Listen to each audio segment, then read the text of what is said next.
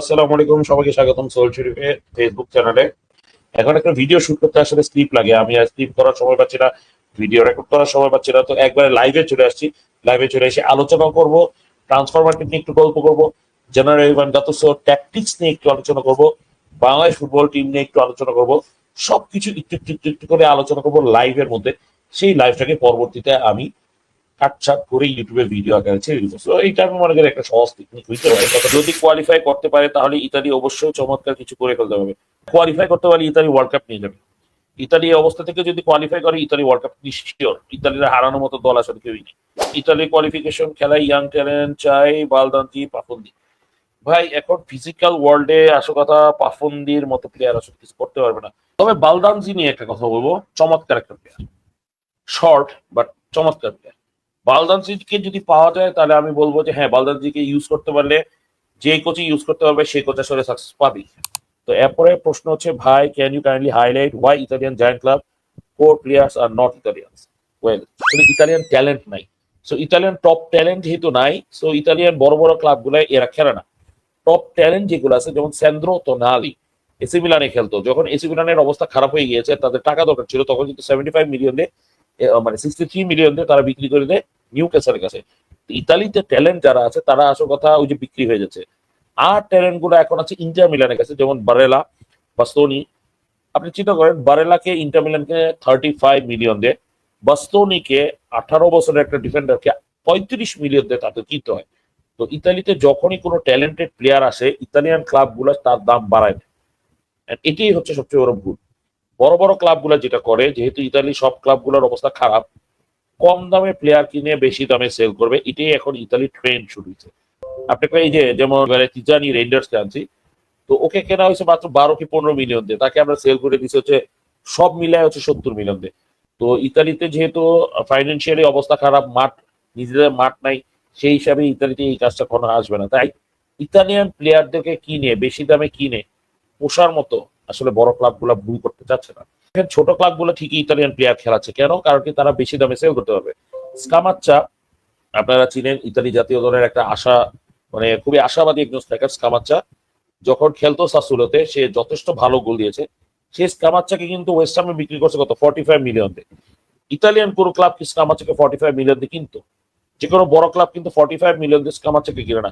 তারা হিমিনেসকে কিনতে হিমশিম খেয়ে গেছে। মেক্সিকান স্ট্রাইকার যে 30+ গোল দিয়ে সিজনে, তাকেই 40 দিয়ে কিনতে হিমশিম খেয়ে গেছে।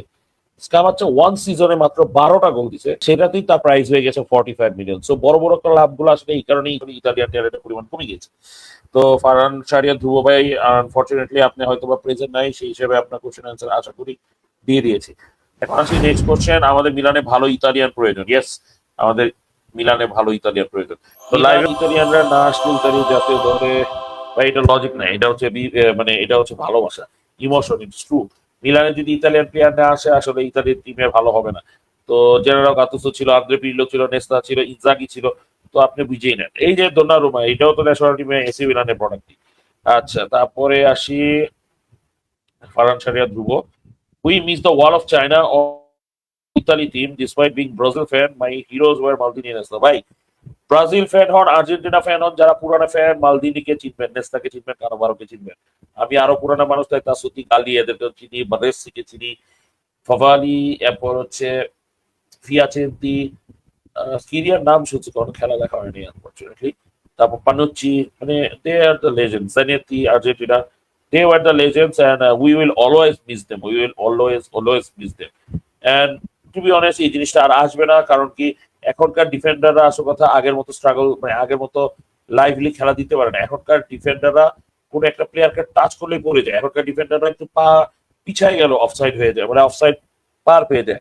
গোলকিপাররা যেমন বক্স থেকে বাইরে দিতে পারে না। তো এখনকার ডিফেন্ডাররা সেই সুযোগটা পাবে না। মালদিনি, নেস্তা, কানাভারো সেই সুযোগটা পাবে না। তবে হ্যাঁ, এদের মেইন কাজটা ট্যাকেল ছিল না, এদের মেইন কাজটা ছিল মার্কিং। তো সেই জিনিসটা কখনোই ফিরবে না, কিন্তু ইমপ্রুভ করতে পারে। যেমন Bastoni is one of them, Scalvini is one of them. কোপোলার খেলা আমার খুবই ভালো লাগছে। Coppola can be them. Exactly. Another huge problem is how we keep using formation with no real wingers. In modern football, width is everything. Look at any top side. They're really on pace and creativity out wide to break teams down, but we keep framing the midfield and hoping for miracle. Even if we crawl out into World Cup without proper wingers, we are just lining up game members on the World Series. ভাই আপনি যে পয়েন্টটা বলছেন এই point খন্ডার মতো কোনো কিছুই নেই। দিস ইজ মানে একটা পারফেক্ট পয়েন্ট বলছেন, মানে চমৎকার ভাই। আমি যদি এটা লাইক দিতে পারি, আমি এটা লাভ রিয়েকশন দিতেছি, 100-তে 100 লাভ রিয়েকশন। ইতালিয়ানদের সমস্যা হয়ে গেছে, ইতালিতে কোনো উইঙ্গার নাই। একটা উইঙ্গার আছে পলিতানো, যারা আমরা কেউই দেখতে পারি না। আরেকটার উইঙ্গার আছে অর্সনিনি, যাকে কোনো কোচই দেখতে পারে না। সো এই পয়েন্টটা আসল কথা অবশ্যই একটা মারাত্মক গুরুত্বপূর্ণ পয়েন্ট। যেমন রাসপাদুলি ইজ এ সেন্টার ফরওয়ার্ড, তাকে আমরা খেলাইতেছি অ্যাজ এ প্লে মেকার অথবা খেলাইতেছি অ্যাজ এ উইঙ্গার। এরপর হচ্ছে নোন্টো একটা উইঙ্গার আছে, তার হাইট হচ্ছে 5'1". সো এরকম উইঙ্গার আমরা আসলে ইউটিলাইজ করাটা আসলে ভুল হবে। ইতালিকে শিফট করতে হবে ছোটবেলা থেকে, তাদেরকে ছোটবেলা থেকে। যেমন লিবারেলি নামে একজন উইঙ্গার আছে, সে আগমন করবে ইনশাল্লাহ, দেখা যাক সে কিরকম করে, এটা একটা মূল বিষয়। দেন শুধু উইঙ্গার না, উইং ব্যাক গুলো কি আমরা মেক শিফট করে দিচ্ছি। যেমন দি লরেন্জো একসময় ছিল স্ট্রাইকার, তাকে আস্তে ধীরে মেক শিফট করে এখন উইং ব্যাক হিসেবে বানানো হচ্ছে। Lucky for him and lucky for Inter Milan, যে খুবই কম প্রাইসে তাকে আমরা পেয়ে গিয়েছি। মানে আপনার আপনার পয়েন্টটা আসলে চমৎকার, এই পয়েন্ট কর্নার মতো কিছু নাই যে ইতালিতে কোনো রিয়েল উইঙ্গার নাই। এবং মডার্ন ফুটবলের সবথেকে ইম্পর্টেন্ট জিনিস হচ্ছে উইঙ্গার উইথ, শুধু মানে উইঙ্গার গুলোই উইথ থাকবে না, উইথ হিসেবে থাকবে। দেন তারা ভিতরে ঢুকবে, ফুল ব্যাক গুলো উইথ হিসেবে কাজ করবে, তারাও আবার ভিতরে ঢুকবে অথবা ক্রস করবে। এবং একটা হাইট ওয়ালা স্ট্রাইকার হয়তো গোল করবে, মানে depending on the coach choice, যে সে কি কাউন্টার অ্যাটাকিং খেলবে অথবা বিল্ড আপে খেলবে নাকি পজিশন বেস করবে, সেই হিসেবে তার স্ট্রাইকার। তো এই উইথ খুবই ইম্পর্টেন্ট, যেটা এখন মডার্ন ফুটবলে খেলা হয়, যেটা আসলে ইতালিতে নাই। তারা উইথ আসলে খেলে না, এটাই হচ্ছে ঝামেলা। এবং ন্যাশনাল টিমের সবচেয়ে বড় ঝামেলা এইটাই। তো কামাটা খুবই ভালো খেলেছিল। ভবিষ্যৎ কি মিলানে? ওয়েল, মিলানের ভবিষ্যৎ আমি উজ্জ্বল দেখতেছি না, বাট কামাটার ভবিষ্যৎ আমি উজ্জ্বল দেখতেছি। এসি মিলান বুদ্ধিমানের কাজ করবে যদি কামাটাকে সেল করে দেয়। ভাই আমি এসি মিলান সমর্থক, ডাইহার্ড সমর্থক, কিন্তু অ্যাজ ইতালি ফ্যান আমি চাই কামাটা অন্য কোনো ক্লাবে খেলুক। কারণ কি, মেসি বিশ্বকাপ কখন জিতছে? অনেক পয়েন্ট আছে, অনেক পয়েন্ট আছে, বাট একটা ছোট পয়েন্ট জাস্ট বলতেছি। মেসি যখন বার্সেলোনা ছাড়ে তারপরেই কিন্তু মেসি বিশ্বকাপ জিতে, ইটস এ কোইন্সিডেন্ট। ব্রাজিল কখন বিশ্বকাপ জিতছিল? যখন রোনালদিনহো পিএসজি-তে ছিল, যখন রোনালদো তার ফেভারিট ক্লাব ইন্টার মিলান ছেড়ে বার্সেলোনাতে যায়, তখন বোধহয় রিয়াল মাদ্রিদে। স্টিল ওই যে বার্সেলোনা যায়, তার ইন্টার মিলানকে ছেড়ে দেয়, যখন বার্সাতে যায় তখনই কিন্তু তারা কাপটা নেয়। তো সব জায়গায় বেদনা থেকেই কিন্তু সবাই জিতে। ভাইয়া, এসি মিলান ইউসিএল চ্যাম্পিয়ন হতে কি করা প্রয়োজন? যেখানে লিগ চ্যাম্পিয়ন হতেই পারে না, আগামী সিজন তো মিলানে ইউরোপে কোনো কম্পিটিশন খেলার সুযোগ নেই, অধপতন কেন? ভাই এ অধপতন নিজেরা নিজেদেরকে করছে। এটা নিয়ে আজকে লাইভে আলোচনা না করে আসলে পরবর্তী কোনো একটা লাইভে আলোচনা করবো। তো আমরা এসি মিলান পেজ থেকে লাইভ অনুষ্ঠান চালাবো ইনশাল্লাহ। তো এসি মিলান পেজ থেকে যখন লাইভ অনুষ্ঠান চালাবো তখন এটা নিয়ে খুবই বিশদভাবে আলোচনা করবো। তো এখানে আমি ছোট্ট করে একটা জিনিসই বলবো, সেটা হচ্ছে ব্যক্তি মালিকানা। আমরা প্রথম কথা হচ্ছে এসি মিলানকে যে মালিক, সেই মালিক এসি মিলান যখন কিনে, সে আসলে এটা কি হিসাবে কিনে? সে একটা ব্র্যান্ড হিসেবে কিনে। সেই ব্র্যান্ড ফুটবলটাকে সে অনেক দূরে নিয়ে যাবে। তার ভিশন হচ্ছে এখান থেকে টাকা কামাই করবে এন্ড এই ক্লাবটাকে সেলফ সাস্টেইনেবল ক্লাব বানাবে, যে মালিকের কাছ থেকে টাকা নিয়ে যাতে ক্লাবটা না চলার আগে, সেই হিসাবে এই ক্লাবটাকে তৈরি করা হচ্ছে। আমরা যদি এই বেসিসটা দেখি তাহলে বলবো এসি মিলানের আসলে উজ্জ্বল ভবিষ্যৎ আছে।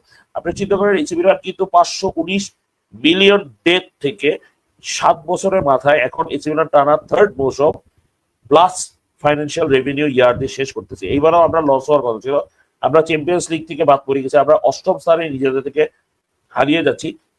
কোপা ইতালিয়াতেও আমরা রানার্স আপ হয়েছি, কিন্তু স্টিল আমরা কিন্তু রেভিনিউ নেগেটিভ হয় নাই। থ্যাংকস অবভিয়াস টু রেঞ্জার্সের স্টোরিটা অবশ্যই থ্যাংক ইউ জানাতে, কিন্তু স্টিল আমরা কিন্তু এবারে নেগেটিভ ইয়ারে যাইনি। তো এসি মিলান একমাত্র ক্লাব যার কোনো নেগেটিভ রেভিনিউ নেই।